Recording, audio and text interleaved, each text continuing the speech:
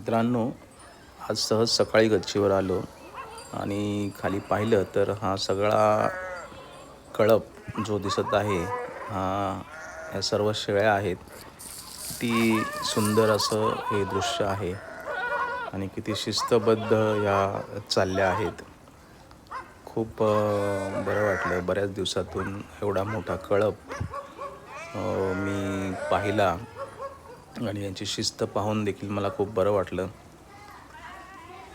खरं तर अशी शिस्त माणसांमध्ये असायला हवी आणि ह्या मुक्या प्राण्यांकडनं आपण हीच गोष्ट खरं तर शिकायला पाहिजे.